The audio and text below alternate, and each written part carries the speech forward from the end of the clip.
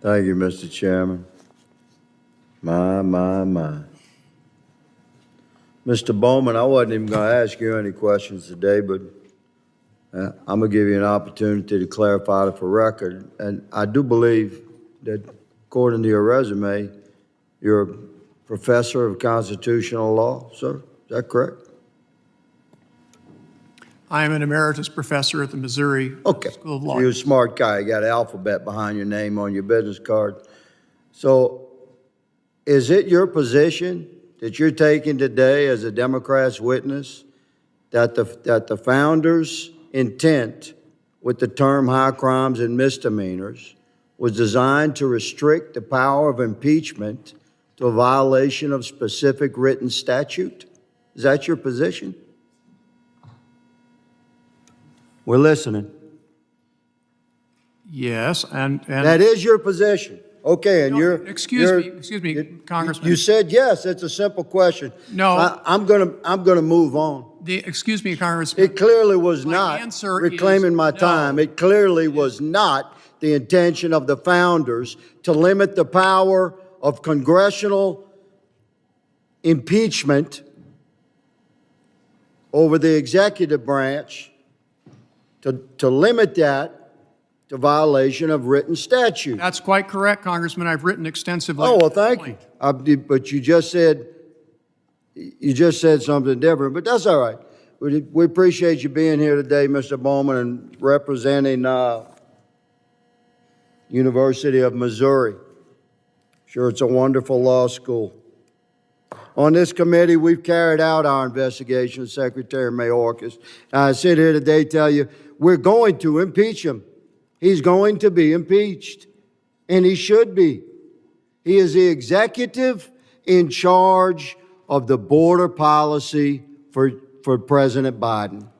Now, President Biden has the right, as the chief executive, to hire men that don't have the skill and then figure that out down the line and replace them. President Biden also has a right as a chief executive to have wild policy in mind. But the executive that sits on his cabinet, that's in charge of actually enforcing those policies, that has the law enforcement experience to know when those policies are going to bring injury upon our country, that executive has a responsibility to advise the president that his policies are not only not working to secure the border, they're actually bringing injury upon our country. The United States Constitution is the law of the land that we swear our oath to. Secretary Myorkas has brought generational trauma upon our country. Hundreds of thousands of American lives destroyed, hundreds of thousands dead, millions and millions, wave upon wave of human misery coming across our southern border. We're losing our country down there. My God, my colleagues, you've got to recognize this. We've got to stop this arterial bleed. It's not about money. We spent less money in 2019 than we did in 23, a lot less through DHS, and we had the border under control. It's policy that has changed. And who is driving that policy? Secretary Myorkas. So who shall be impeached?